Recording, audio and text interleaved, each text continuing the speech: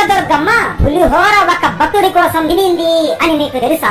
విజయవాడ కనకదుర్గమ్మ ఆలయంలో దత్తాత్రేయ అనే ఒక పూజారి ఉండేవాడు. అతని వయసు కేవలం 12 సంవత్సరాలు మాత్రమే. వాళ్ళ తండ్రి కూడా ఆ ఆలయంలోనే దుర్గమ్మకి పూజలు చేసేవాడు. ఒక రోజు ఉదయం ప్రసాదం మొత్తం తయారు చేసి దత్తాత్రేయకు ఆ ప్రసాదాన్ని ఇచ్చి, అమ్మవారికి ఈ పులిహోర పెట్టు, నాకు వేరే పని ఉంది, కొంత సమయం తర్వాత వస్తాను అని చెబుతాడు. దత్తాత్రేయుడు, తండ్రి నేను వేద పాఠశాలకు వెళ్ళాలి కదా, మీరే పెట్టండి అనగా, ముందు అమ్మవారికి పులిహోర ప్రసాదంగా పెట్టి ఆ తరువాత పాఠశాలకు వెళ్ళు నాయనా అని చెప్పి వెళ్ళిపోతాడు. దత్తాత్రేయుడు ఆ ప్రసాదాన్ని తీసుకుని, తిను అమ్మా తిను, నువ్వు త్వరగా తింటే నేను వేద పాఠశాలకు వెళ్తాను, నువ్వు తినకపోతే నేను పాఠశాలకు వెళ్ళలేను, త్వరగా తిను అమ్మా త్వరగా తిను అని వేడుకుంటాడు. అతని భక్తికి మెచ్చి సాక్షాత్తు అమ్మవారు ప్రత్యక్షమై ఆ ప్రసాదం కుండని తీసుకుని మొత్తం ప్రసాదాన్ని తినేస్తుంది. జీడిపప్పులు బాగా దట్టించి వేశారు అమ్మా, కడుపు నిండా తిను అని దత్తాత్రేయుడు ప్రేమతో అంటాడు. దుర్గమ్మకి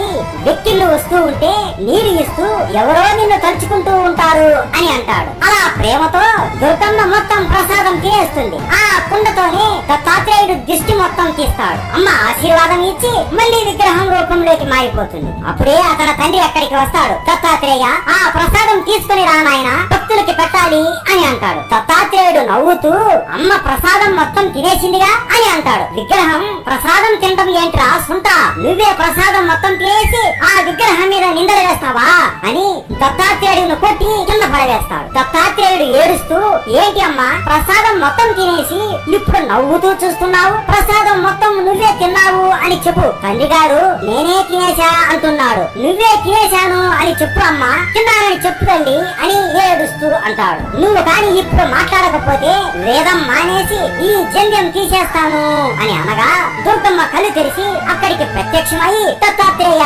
అమ్మడి పులిహోర కడుపు నిండాకు పెట్టి చేతులు కడగకుండా మర్చిపోయావు కదా అని అంటుంది. దత్తాత్రేయుడు నవ్వుతూ దుర్గమ్మ చేతులు కడుగుతాడు. అది చూసిన పూజారి, అమ్మా నన్ను క్షమించు తల్లి అని అమ్మవారి కాళ్ళ మీద పడిపోతాడు. అప్పటి నుండి ఇప్పటి వరకు దుర్గమ్మకి పులిహోర ప్రతి రోజు ప్రసాదం లాగా పెడుతూ ఉన్నారు. ఎంతైనా మన కనకదుర్గమ్మకి మన భక్తులు అంటే ఎంతో ప్రేమ కదా. దుర్గమ్మ అంటే మీకు ఇష్టం ఉంటే జై కనకదుర్గమ్మ అని కామెంట్ చేసి సబ్స్క్రైబ్ చేసుకోండి.